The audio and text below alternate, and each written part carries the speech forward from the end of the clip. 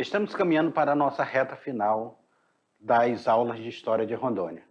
Mas hoje nós não poderíamos deixar essa aula se torna uma aula especial, porque ela fala de uma pessoa que ela tem uma relação muito grande com o estado de Rondônia, com a administração da Estrada de Ferro Madeira-Mamoré, com a formação do território federal do Guaporé, e que nós falamos na última aula sobre ele ser o líder de um grupo político chamado de Cutubas. Vocês sabem de quem eu estou falando? É sobre ele mesmo, aluno, sobre Aloísio Ferreira. O Aloísio Ferreira, ele passa a ter uma história interessante em relação aqui ao estado de Rondônia, porque o Aloísio Ferreira, ele começa... Como é que ele aparece por aqui? A princípio a gente pergunta isso. Como é que Aloísio aparece por aqui? Nós sabemos que na década de 20, de 1924, nós temos algumas revoluções do movimento tenentista, e aqui no Amazonas nós vamos ter essa revolução do movimento tenentista e a participação de Aloísio Ferreira dentro desse movimento tenentista. Só que depois desse movimento tenentista, quando ele vai ser combatido pelas forças nacionais, Aloísio e outros vão fugir e vão se refugiar. Alguns vão se refugiar ali no Madeira, outros vão se refugiar aqui na região de Guajará-Mirim, do Guaporé, do Mamoré aqui.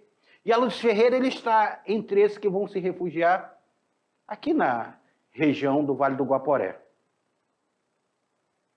Vai trabalhar como administrador nos seringais, vai trabalhar como seringueiro, administrador de seringais. Ele é uma pessoa muito inteligente. E Aloísio Ferreira, nesse trabalho que ele vai fazer aqui, ele vai ter um contato com os indígenas.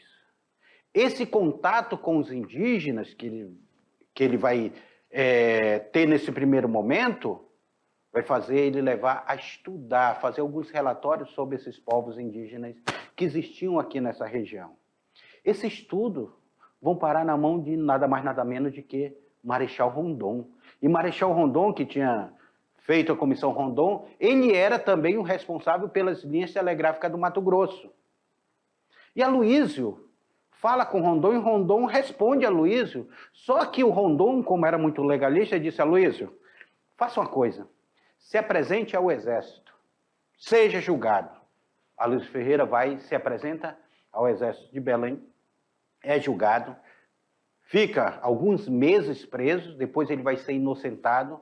Aí o Rondon diz: agora volte e venha trabalhar com o Major Amarantes, que era o chefe das linhas telegráficas, aqui em Santo Antônio. O Aloísio Ferreira, então, ele parte de volta para Porto Velho, para essa região, para assumir as linhas telegráficas. E o Major Amarante, logo em seguida, falece. E Aloísio Ferreira, então, ele se torna o diretor das linhas telegráficas. Em 1930, quando nós vamos ter Getúlio Vargas tomando o poder ali, que nós vamos ter a Revolução de 30, Aloísio Ferreira, mais uma vez, se apresenta. Se apresenta porque ele era o Getúlio Vargas, ele toma o poder com o apoio do movimento tenentista. E Getúlio Vargas era o representante do movimento tenentista aqui nessas paragens do poente, como diz o nosso hino. E Getúlio Vargas agora vai buscar em Aloísio Ferreira a sua representação aqui, quando Getúlio Vargas vai nacionalizar a Estrada de Ferro Madeira-Mamoré e Aloísio Ferreira se torna o seu primeiro administrador. E isso tem mais história que você vai ver agora na aula, na tela para vocês, aula de número 17, porque nós vamos falar dele, sobre Aloísio Ferreira, a carreira militar de Aloísio Ferreira. Vamos falar de Aloísio Ferreira aqui, dentro desse movimento tenentista, a relação dele com os indígenas. Vamos falar também de Aloísio Ferreira e Getúlio Vargas, quando visita Porto Velho, e o grupo político que nós começamos a estudar na aula passada, que são os Cutubas aí, o Aloísio Ferreira. As habilidades da aula de hoje aí, para nós falarmos sobre esse militar, Aloísio Ferreira. Aloísio Pinheiro Ferreira, filho mais velho de uma família de Bragança do Pará. Nasceu no dia 1º de maio de 1897. Aloísio, que é do século XIX, vai ser o grande líder político do século XX aqui. Em 1916, ele vai servir o 4º Grupo de Artilharia do Pará.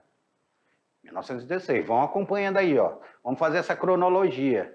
Aí ele vai ser transferido lá para o Rio de Janeiro. Lá para o Rio de Janeiro, para o 2º Regimento de Infantaria, ele vai cursou a Escola de Realengo. Pessoal, a Escola Vermelha foi lá onde Marechal Rondon também cursou. E a Lúcio Ferreira ele vai se tornar oficial ali naquela escola. Ele vai chegar aspirante de oficial lá na escola. Vai estudar na Escola de Realengo. A Escola de Realengo que vai formar grandes militares brasileiros. Foi promovido a cabo. Depois passou a ser 3º sargento, depois passou a ser 2º sargento. Quando se tornou 2º tenente, ele vai ser transferido para o Forte de Coimbra, às margens do Rio Paraguai. Aí eu coloquei uma foto de vocês, para quem não conhece onde é o Forte de Coimbra aí. Eu coloquei aí o Forte de Coimbra, as margens do Rio Paraguai. A Marinha Brasileira era um ponto estratégico para defender ali essa região, aí no Mato Grosso do Sul, para defender essa região aí da Bacia do Prata. Temos o Forte de Coimbra. Aí ele está lá no Forte de Coimbra. Só que algumas coisas vão acontecer no Brasil enquanto ele está no Forte de Coimbra. Nós temos aí, em 1924, a Lúcio Ferreira estava no comando do Forte de Coimbra, quando Hermes da Fonseca, que depois vai se tornar presidente da República, mas quando Hermes da Fonseca vai liderar o movimento dos oficiais de Realengo, lá em Realengo. Pessoal, eu quero fazer um parênteses aqui para vocês. A década de 20, o movimento tenentista ele vai ser um movimento muito consolidado, muito forte aqui. Nós vamos ter a coluna de São Paulo e nós vamos ter a coluna do Sul, que vai ser conhecido como coluna Prestes. São colunas que vão marchar, eles acreditavam que marchando pelo interior do Brasil, eles iriam ter adeptos para essa revolução. Esse movimento tenentista era um movimento que ele tinha um combate muito grande sobre a corrupção que o Brasil estava vivendo naquele momento, sobre o governo, a política café com leite, essa troca de poder entre São Paulo e Minas Gerais, eles não concordavam com isso. E são alguns militares que eles vão se revoltar sobre isso. É por isso que é chamado movimento tenentista, que é um movimento de baixa patente. Só que o movimento tenentista ele foi combatido pelo próprio Exército Brasileiro. Inclusive o Marechal Rondon ele vai ser escolhido para combater e ele vai negociar com o movimento tenentista para eles se renderem lá no sul do país. Vai ser o único momento que o Rondon vai entrar dentro de um processo de conflito, dentro da legalidade, buscando a legalidade. E desse movimento tenentista, nós vamos ver o fortalecimento da esquerda dentro do sistema militar, inclusive com Luiz Carlos Prestes. Luiz Carlos Prestes, que era do movimento tenentista, e o Luiz Carlos Prestes, depois, ele vai se tornar o líder do Partido Comunista do Brasil. Aí é outra história que nós vamos ver lá no 3º ano, vocês vão ver lá no 3º ano, quando nós estudarmos História do Brasil, tá certo? Mas o Aloysio Ferreira ele vai estar dentro desse movimento. Ele vai participar desse movimento. Ele vai participar aqui desse movimento aqui no Pará, aqui no Amazonas. Aqui no Amazonas também estoura nesse momento a Revolução. Vão estar muito presentes os militares do Amazonas e os militares do Pará nessa junção. E aí começa um pouco do Aloysio Ferreira, que até então não tem nada a ver com a nossa região. Vamos lá, na tela para vocês. Vocês vão ver aí como é que ele chega aqui na nossa região.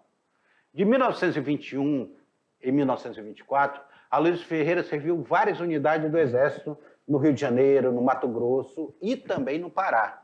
Nesse último ano, participou da rebelião tenentista. Então, ele vai participar diretamente da rebelião tenentista, tendo seguido de Manaus, no Amazonas, com um contingente comandado pelo tenente Magalhães Barata, que tomou a fortificação de Óbidos, no Pará. Então, eles vão lá e tomam a fortificação de Óbidos como resistência. O movimento tenentista, então, eles vão tomar fortificações, vão tomar quartéis, vão marchar pelo interior do Brasil. Só que a Revolução ela vai fracassar. A Revolução, em 1924, no Amazonas, ela fracassa, essa Revolução de 24. Alguns revolucionários internaram-se na região do Vale do Madeira. Alguns fugiram aqui para o Rio Madeira. Ah, detalhe para vocês. Vocês que são aí de Calama. Vocês sabiam que o Luiz Carlos Prestes passou por Calama antes de se refugiar na Bolívia? Ele passou por aqui, pela essa região. Inclusive, a região de Calama tem a família Prestes aí, que é muito conhecida. O Luiz Carlos Prestes, ele passa por Calama antes de fazer esse refúgio dele aqui na Bolívia. Da Bolívia, depois ele vai para a União Soviética e de lá ele vem formar o Partido Comunista no Brasil, juntamente com Olga Benário, que é uma outra história que eu aconselho você a assistir o filme Olga, para entender um pouco sobre Luiz Carlos Prestes. Voltando aí na tela para vocês. Para não se entregar aos legalistas, enquanto o segundo-tenente Aloysio Ferreira fugiu para o Vale do Rio Guaporé, onde, em Guajará-Mirim, trabalhou no seringal de Laranjeira do Américo Casara. Américo Casara, quem é dessa região aqui do Mamoré e do Guaporé, conhece muito a família Casara. Foram grandes seringalistas, a família Casara, assim mesmo como a família Benesbi, dentro dessa região eles tiveram domínio de grande parte de seringais. Inclusive, até hoje tem disputa sobre essas terras. Então, meus queridos alunos, nós estamos vendo agora sim como é que Aloysio Ferreira chega à nossa região. Em que momento ele chega à nossa região? Por que ele chega em nossa região? E o Aloysio, ele vai ter isso, ele participa desse movimento revolucionário diretamente, então ele era um tenente revolucionário. Aloysio Ferreira era um estudioso, gostava de leitura, e aí ele vai se refugiar. Imagina, você em pleno seringal da Amazônia pegar uma pessoa letrada igual o Aloysio Ferreira era. Rapidamente vão aproveitar ele aí na administração do seringal. Quer saber do passado? Não, não me interessa o seu passado. Me interessa que você trabalhe aqui para mim, faça o trabalho para eu ter lucro. Era isso que o seringalista ele visava. E o Aloysio estava tranquilamente aqui. E nesse trabalho dele, ali aquela região é uma região de muito contato com os povos indígenas. E esse contato com os povos indígenas vão fazer com que Aloysio Ferreira se aproxime desses povos. Ele tem uma aproximação, ele diz, espera aí, nós não podemos, e lembrando que Aloysio Ferreira ele vem de uma concepção um tanto quanto não dentro da questão do positivismo destruidor, mas ele vem dentro da questão do positivismo de proteção, assim mesmo como Rondon tinha sobre os povos indígenas. Aloysio começa a observar sobre esses povos indígenas e começa a estudar esses povos indígenas. Começa a fazer os estudos, principalmente com os índios Macurapes. Aqui é uma foto dele com os índios Macurapes. A foto emblemática do Aloysio Ferreira com os índios Macurapes.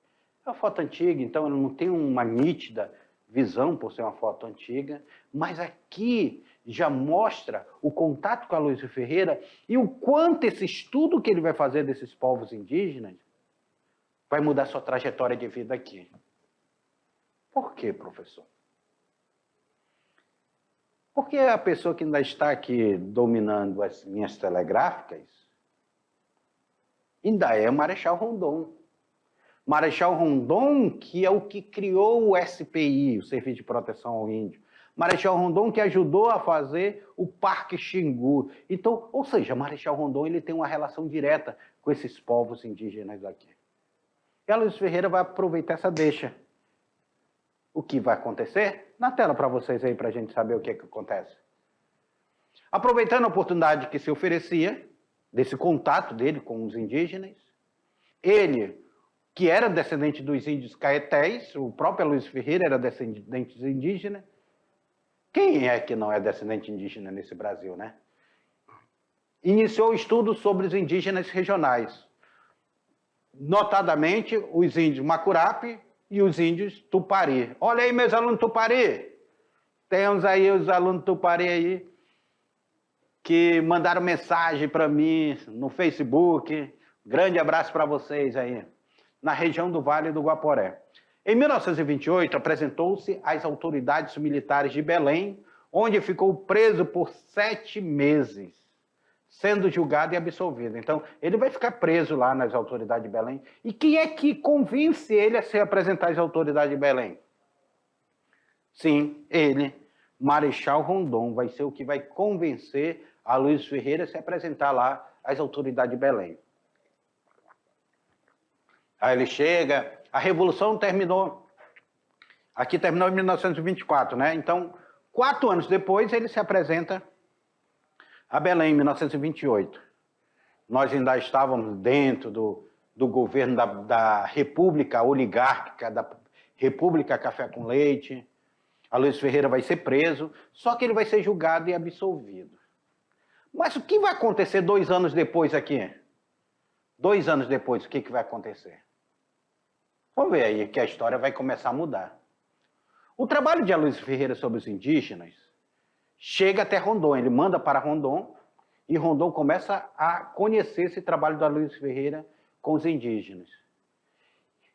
E Rondon, que convence ele a se apresentar, depois que ele cumpre a pena dele, o Rondon vai convidar ele para integrar a chamada Comissão Rondon.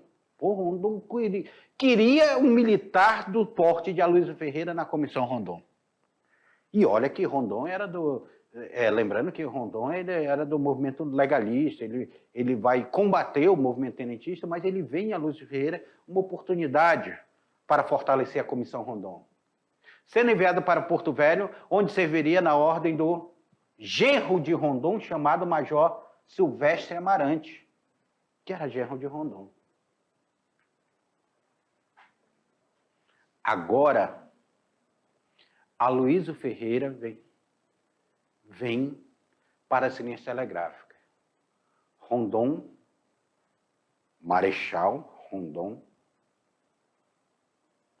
vai lá e vai mandar Aloysio Ferreira. Aloysio, agora você estará sob o comando do Major Amarante. Aloysio diz, sim senhor meu, Marechal. Irei. Só que ainda não era Marechal, é claro, Rondon ainda não era Marechal naquele momento. E ele vem para o Major Amarante. Quando ele chega aqui, Major Amarante, ele vai, por um infortúnio, vai falecer. E Aloysio Ferreira, então, ele passa a ser o responsável pelas linhas telegráficas aqui em Santo Antônio. Olha a presença de Aloysio Ferreira aqui. Ele é o responsável pelas linhas telegráficas. Aqui em Porto Velho é da administração da Estrada de Ferro Madeira Mamoré. Ali em Santo Antônio ainda ficava a linha telegráfica, o posto telegráfico de Santo Antônio. Aí essa foto, bem emblemática, olha aí na tela de vocês. Essa foto é muito bem emblemática.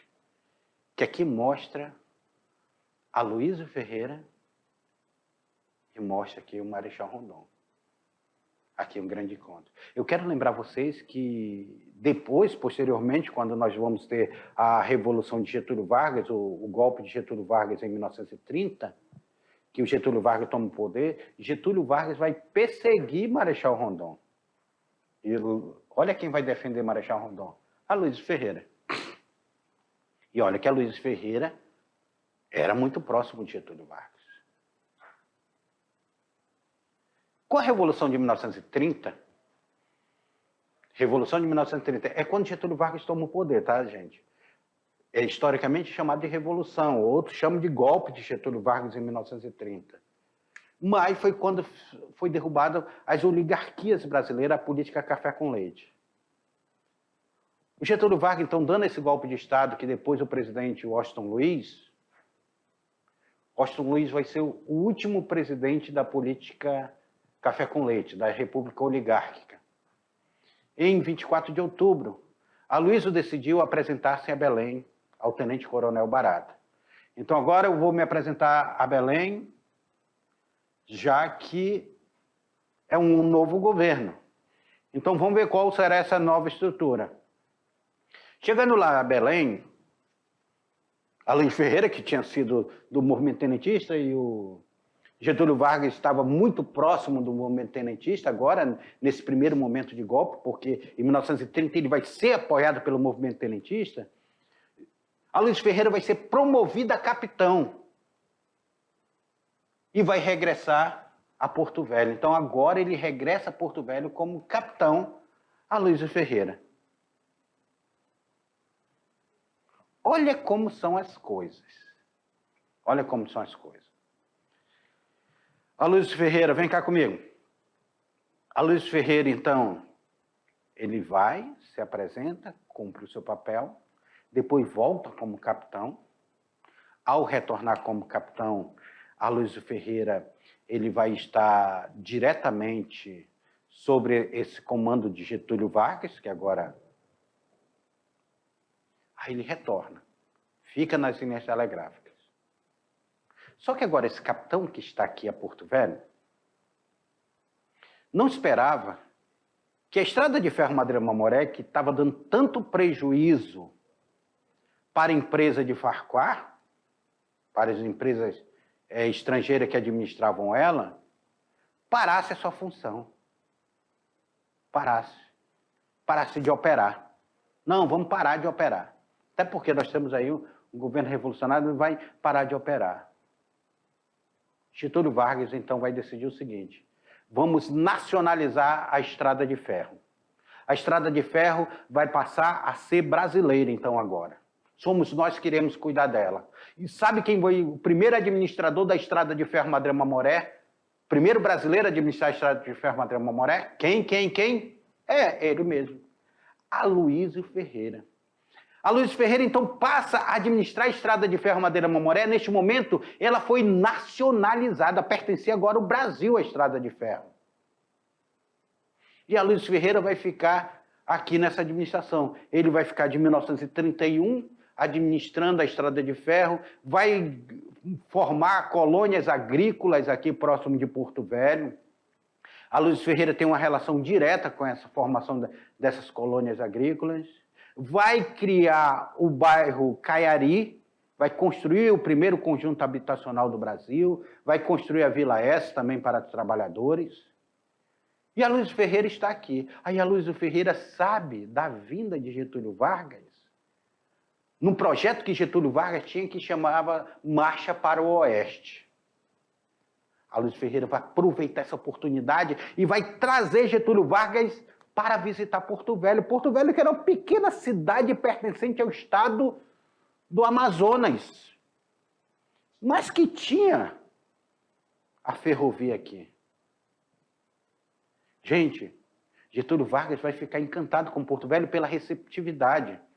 Porto Velho, que até então tinha uma estrutura grande, mas a receptividade, as paradas militares, o carinho que Getúlio Vargas vai sofrer aqui, Getúlio Vargas chegou para passar 3 horas. E aqui Getúlio Vargas, visitando Porto Velho, vai passar 3 dias. Aqui eu estava lá junto com ele, olha aqui, ó. Tá? Graças à montagem do Lobo aqui, do meu diretor, eu estava junto com Getúlio Vargas aí na foto. Foi na parada aí, Getúlio Vargas aqui em Porto Velho.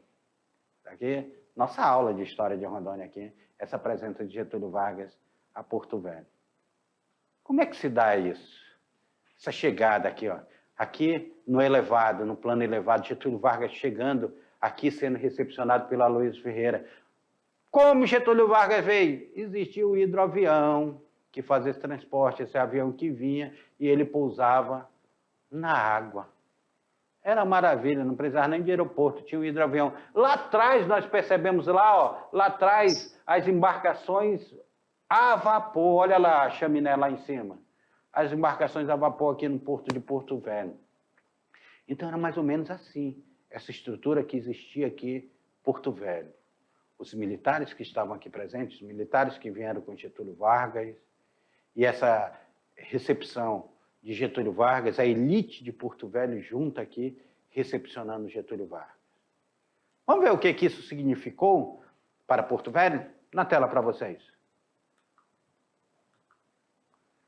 Em 10 de junho de 1931, o governo Getúlio Vargas, no governo Getúlio Vargas, o capitão Luiz Ferreira foi nomeado diretor da Estrada de Ferro Madeira Mamoré, 10 de julho de 1931. Foi o ano que foi nacionalizada a Estrada de Ferro Madeira Mamoré. A Luiz Ferreira aí com o ferroviário Charles Schockner, saudoso Charles Schockner, um dos barbadianos que ficou aqui sendo pioneiros dessa cidade, construtor da Estrada de Ferro Madeira Mamoré. E a Luiz Ferreira, muito próximo desse povo que trabalhava com ele sendo administrador da Estrada de Ferro Madeira Mamoré. Em 1940, Getúlio Vargas fazia uma visita a Manaus. A Luiz, então, convenceu o presidente a visitar Porto Velho. Bora, presidente, vamos ali visitar Porto Velho. Você vai gostar de Porto Velho. Aí Getúlio Vargas... Eu quero que vocês percebam, Getúlio Vargas ele gostava de pousar muito ao lado das mulheres por causa da estatura dele. E, geralmente, a foto ela partia de baixo para cima, para não mostrar que a estatura de Getúlio Vargas tinha um problema com essa estatura dele. Então, os militares mais altos, eles ficavam um pouco afastados de Getúlio Vargas e a foto sempre tinha que ser plana aqui, de baixo para cima. E aí, essa foto tirada num barranco era bem proposital. Então, aí a formação da proteção, percebo vocês que nessa foto a Luiz Ferreira não está ao lado de Getúlio Vargas, está mais afastado, os militares mais afastados. E aí a foto tirada em 13 de setembro de 1940, aí, quando Getúlio Vargas chega aqui. Ó. Outra foto de Getúlio Vargas aí, ó. Getúlio Vargas dentro da canoa, juntamente com a Luiz Ferreira e outros militares, chegando a Porto Velho, desembarcando, né, do hidroavião aqui. O hidroavião parava aqui na água, então eles tinham que ser colocados na canoa para desembarcar. Mais uma foto, esse colorido feito por luz claro é perfeito dentro dessa fotografia. Olha, Getúlio Vargas, ladeado pelas damas de Porto Velho em 1940. Era mais prático para ele tirar foto ao lado das mulheres, que ele não aparecia tão baixo. E aí, em 13 de setembro de 1943, através do Decreto-Lei 5.812, criou-se 5 territórios federais, dentre eles o território federal do Guaporé. O que significou, então, essa vinda de Getúlio Vargas? Getúlio Vargas teve uma recepção tão calorosa, feita por Aloysio Ferreira, bem calorosa mesmo, e Getúlio Vargas, então, ele se encanta com o trabalho de Aloysio Ferreira, o trabalho da administração dele, o feito Caiari, então ele vai dizer, poxa, Aloysio está cuidando bem dessa região. Em 1943, o pessoal de Guajará-Mirim já se movimentava para que Guajará-Mirim se tornasse a capital e fosse criado um território federal. Mas essa visita, eu tenho certeza que essa visita do Aloysio Ferreira foi primordial para a definição dele. Essa visita de Getúlio Vargas, aqui recepcionado por Aloysio Ferreira, foi primordial. Getúlio Vargas, quando volta para lá, em 1943, a criação do território federal do Guaporé, que vai ser as nossas próximas aulas, vocês vão perceber que a Segunda Guerra Mundial ela tem uma relação muito forte com a criação do território, porque vai ser o segundo ciclo da borracha que vai levar Getúlio Vargas a fazer esses 5 territórios que eu já falei para vocês na aula anterior. Roraima, o próprio território federal do Rio Branco, que se torna ali a Roraima, que ele vai se tornar Rondônia, aqui que não vai ser criado como território federal de Rondônia, mas sim como território federal do Guaporé. E em 1943 é criada, a lei é 5.812, cria esses 5 territórios federais, entre eles o território federal do Guaporé. Capital do território federal do Guaporé? Porto Velho. Então, o objetivo de Aloysio Ferreira ele tinha sido alcançado. E agora Aloysio Ferreira, que era diretor da Estrada de Ferro Madeira Mamoré, passa a ser o governador do território federal do Guaporé. Vamos lá acompanhando, na tela. Aí o governador Aloysio Ferreira criou a banda marcial da corporação, tratada carinhosamente como a Furiosa, a banda marcial.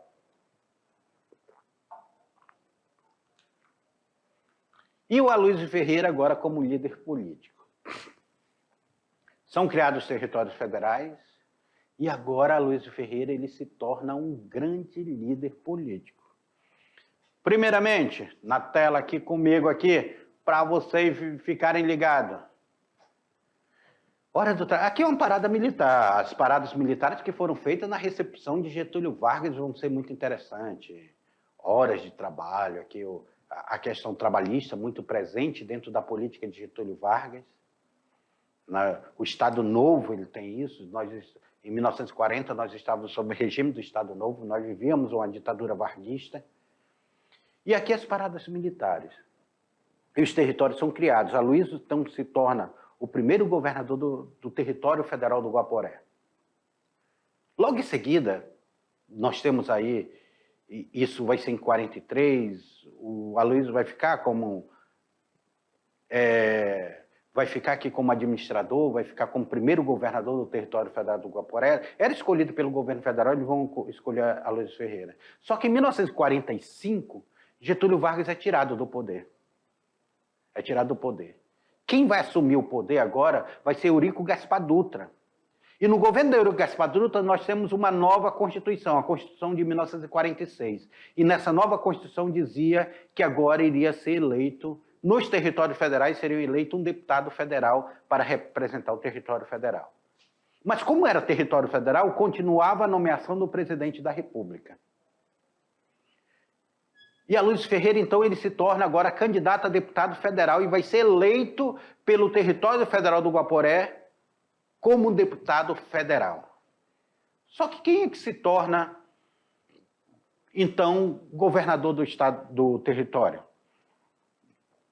Quem vai se tornar o segundo governador do território vai ser o sobrinho de Rondon.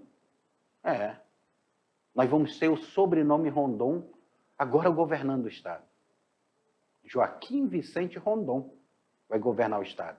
Seu segundo governador. Enquanto Joaquim está governando aqui, Aloysio Ferreira está como deputado federal. Então, começa uma briga política aí entre cutubas e pele curtas. Vamos entender melhor aí nessa aula aí na tela para vocês. O governo Aloysio Ferreira voltou a discursar no Rio de Janeiro em 31 de outubro de 1944. Onde defendeu a criação do Estado do Guaporé. Então, ele disse, não, vamos tirar de território e vamos criar agora o Estado do Guaporé. O território foi criado em 1943, agora, em 44, eu quero discursar dizendo que não, que o território ele tem que virar o Estado. O seu governo foi até 1946. Lembra da Constituição que eu falei? A Constituição de 1946... 46, quando foi eleito como primeiro deputado federal do território do Guaporé. Ele vai ser reeleito 46, 47, 48, 49, 50. 4 anos depois, em 1950, ele vai ser reeleito. E depois, novamente, professor, ele não foi reeleito em 54? Não. Em 54, quem vai ser eleito deputado federal, lembra da briga aí de cutubas e pele curtas? Vai ser Joaquim Vicente Rondon, em 54. Mas aí ele volta novamente eleito em 1958. Então, por 3 mandatos, ele vai ser deputado federal do território, em 58. Ele foi líder do grupo apelidado pelos seus adversários políticos de Cutubas, em 58. Lembrando aí que Getúlio Vargas vai ficar até 45, só que em 46, 47, 48, 49, nós temos aí, até 50, nós temos o presidente Eurico Gaspar Dutra, e depois o retorno de Getúlio Vargas. Getúlio Vargas volta, e Getúlio Vargas vai ficar ainda no poder até 1954, quando ele comete suicídio, que ele mete a bala no peito, em 54. Em 54 aí nós temos aí o Aloysio Ferreira voltando em 58 como deputado federal. Quem assume a presidência vai ser Juscelino Kubitschek. É aí que entra numa briga, tá, gente? Aloysio Ferreira está brigando por ter o apoio político. Em 1954, foi fundado o jornal Guaporé, de propriedade do ex-governador. Os diretores do jornal eram todos filiados ao Partido Trabalhista Brasileiro, ao PTB, e sua linha estava voltada para a sustentação política do governo de Getúlio Vargas e do governo de Paulo Nunes Leal. Eu quero lembrar vocês aqui que agora quem está governando o território federal do Guaporé é Paulo Nunes Leal. Nós estamos aí em 54, nós estamos aí no último momento do governo Getúlio Vargas. Porque em agosto de 54, Getúlio Vargas vai se matar. Em 1956, o deputado federal Joaquim Vicente Rondon, que vai ser eleito em 54, lembra que vai ficar nessa transição aí, de 54 aí, eleito em 54 e adversário político de Aloysio Ferreira, Joaquim Vicente Rondon, que era sobrinho do Marechal Rondon, iniciou uma elaboração do projeto de lei que mudou o nome do território do Guaporé para Rondônia, e mudando o nome do território. Cutubas ligados ao ex-governador protestaram em Guajará-Mirim e em Porto Velho contra o projeto de lei que mudou o nome do território.